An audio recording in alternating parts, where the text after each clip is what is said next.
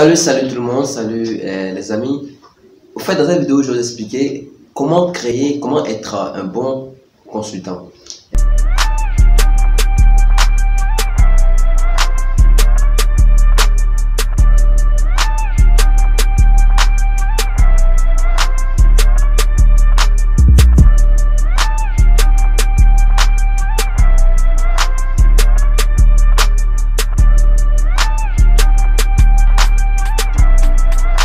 D'abord, je tenais à vous dire de vous abonner à cette chaîne si c'est pour la première fois que vous regardez cette chaîne. Et ici, on parle de création d'agence web marketing.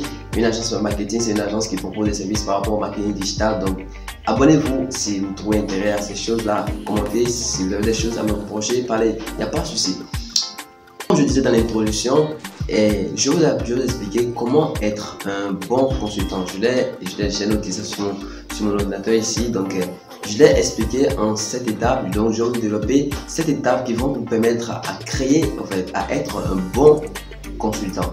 La première des choses, c'est de savoir ce que c'est un consultant. Un consultant, c'est celui qui est capable d'analyser quelque chose et d'apporter une solution fiable. Donc, ça voudra dire, si vous êtes un consultant dans le marketing digital, vous êtes capable à identifier des problèmes, des éventuels problèmes qui sont liés, en fait, si une entreprise vous propose par exemple de venir consulter son marketing, vous êtes capable d'analyser son marketing d'abord et d'identifier les erreurs ou les choses qu'on doit améliorer dans l'entreprise afin d'optimiser le marketing d'entreprise et de l'entreprise. Le marketing digital, ça peut être digital ou le marketing classique, c'est comme ça. Donc un consultant, c'est quelqu'un qui est capable d'analyser les problèmes et d'apporter une solution. Donc la première chose que j'ai mentionné dans mon blog notes, c'est que il s'agit d'abord de connaître son expertise et de son expertise, ses produits et ses services. La première des choses qui est l'expertise, c'est que quand tu es un consultant, tu dois savoir au fait en quoi tu es consultant. Et un consultant, c'est quelqu'un qui a énormément d'informations par rapport à quelque chose. C'est quelqu'un qui a d'abord un grand nombre d'expériences que cette personne elle a, c'est énorme. Ça veut dire qu'une personne qui est un consultant, elle est capable d'identifier pour que en fait, s'il voit un problème, il sait que ouais, ce problème est lié à telle chose. Ça veut dire que tu ne peux pas en fait être capable d'identifier le problème de quelque chose si tu n'as pas expérimenté. Donc, tu dois avoir l'expertise, tu dois avoir un grand nombre d'expertises qui vont te permettre à analyser et à bien appréhender les problèmes afin de proposer des problèmes bien adaptés à l'entreprise. Donc la seconde des choses, c'est de savoir en fait ses produits et ses services. Vous voyez, si tu es un consultant, tu dois savoir quels sont tes services et quels sont tes produits. Cela veut dire, si tu es un consultant, tu dois savoir en quoi tu es un consultant et tu dois savoir les produits ou les services que tu as à ta disposition à offrir à une entreprise qui fait appel à tes services, quoi. Donc la seconde des choses que j'ai mentionné, c'est la chose qui est écouter le client et de comprendre. Vous voyez, si vous êtes un consultant, vous devez être capable d'écouter, vous devez être capable de comprendre ce qui se passe. Et si la fois que vous ne comprenez pas, essayez de poser des questions au client afin de voir comment analyser les trucs. Parce que si vous n'avez pas assez d'informations, vous ne pouvez pas faire une bonne analyse. Et l'analyse est la chose la plus importante, parce que si vous n'analysez pas quelque chose, vous ne pouvez pas apporter de solution. Donc, essayez d'écouter votre client. Ne soyez pas bavard, ne soyez pas un homme qui empêche le client de parler, ne faites pas trop le connaisseur également, n'empêchez pas le client de s'exprimer. Essayez de l'écouter totalement, même si tout ce qu'il dit c'est faux. Essayez de l'écouter, essayez de le comprendre, essayez de veiller à ce qu'il dit. Et comme ça, vous aurez la capacité d'analyser correctement ce qui se passe autour de son entreprise, afin de bien consulter son entreprise. Et la troisième chose, c'est quoi? C'est de savoir bien communiquer avec le client. Vous voyez, si vous êtes un homme, vous devez être capable à bien communiquer. Si vous n'êtes pas capable à communiquer avec les gens autour de vous, vous ne pouvez pas être bon dans ce que vous faites. Par exemple, si je suis un mathématicien, je dois être capable de communiquer, de céder ce que je connais. Je dois être capable de tenir une communication avec quelqu'un. Et quand je parle de ça, vous devez être capable de savoir comment communiquer avec vos potentiels clients. Et Après ça, la chose que je vais vous expliquer, c'est quoi? C'est avoir la confiance en soi et de développer une bonne émotion. Vous voyez, beaucoup de gens sont stressés. Il y a beaucoup de gens en voulant faire leur consulting, en voulant vendre des services, ils sont souvent stressés parce qu'ils n'ont pas confiance en eux. Ils n'ont pas confiance en eux. C'est-à-dire, ils ne sont pas confiants en ce qu'ils disent. Ils ne sont pas confiants à ce qu'ils font, dans ce qu'ils font. Vous voyez? Tu es un homme et tu dois être capable de savoir, oui, ce que je propose c'est du bon, c'est quelque chose de très bien et je dois être capable je dois inspirer la confiance. Parce que si tu es devant un client, le client qui a des problèmes, tu dois lui montrer que oui, je dépasse ce que tu dis et je suis capable d'apporter une solution fiable. Donc, essayez de veillez à votre confiance, essayez de développer une émotion qui va vous permettre d'être toujours motivé et qui va vous permettre d'être confiant en vous.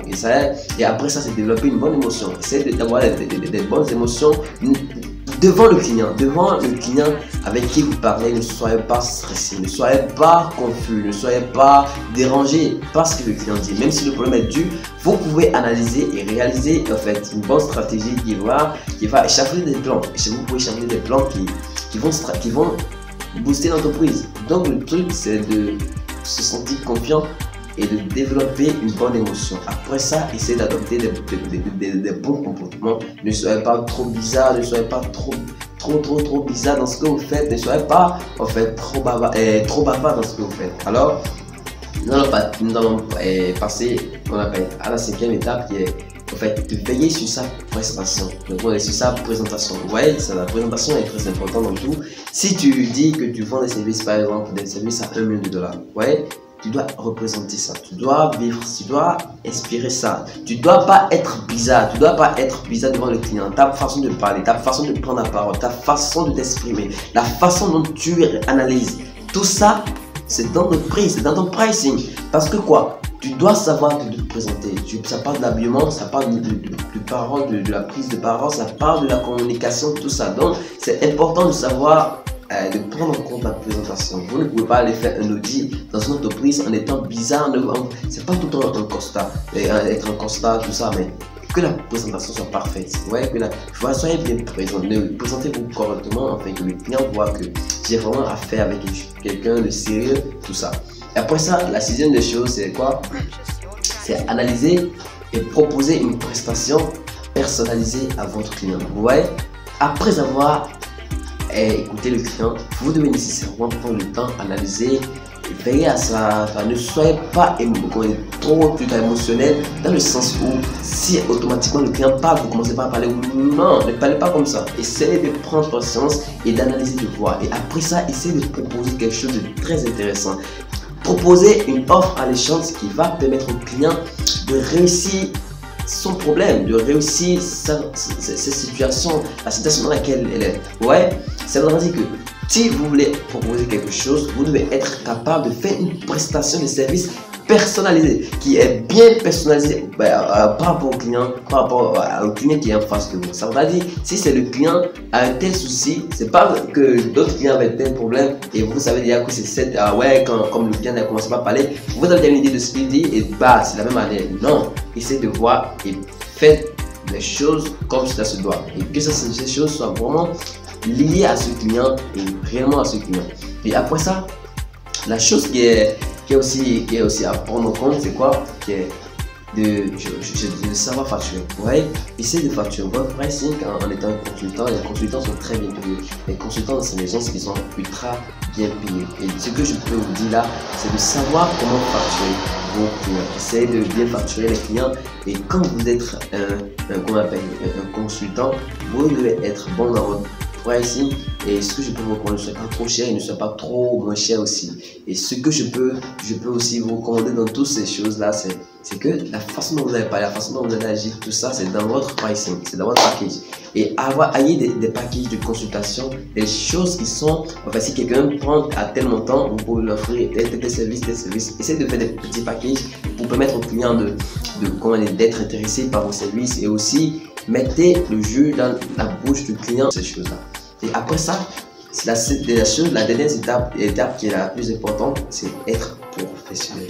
Les amis, soyez ultra professionnels, parce que si vous n'êtes pas professionnel, les gens ne vont pas vous considérer. Soyez professionnel dans ce que vous faites, soyez ultra professionnel et c'est comme ça les gens vont prendre vos services. Ça va dire, si tu veux aller prendre un marché, ne sois pas bizarre, ne prends pas. Tu peux aller louer une voiture, tu peux prendre des voitures, tu sais que ce que tu auras en retour, ça sera énorme. Donc soyez professionnel, que vos parties soient professionnelles, le site que vous proposez soit professionnel, soyez vendez des services professionnels, soyez ultra professionnel dans ce que vous faites et c'est comme ça les gens vont vous tailler l'importance et toutes ces choses là. Alors merci beaucoup, je crois que c'est tout par rapport au fait que vous serez un bon consultant. Et après, si j'ai des choses, des idées, je vais vous partager tout. Et alors, merci beaucoup. Essayez de vous abonner. Abonnez-vous les amis, abonnez-vous, commentez et mettez votre pouce bleu.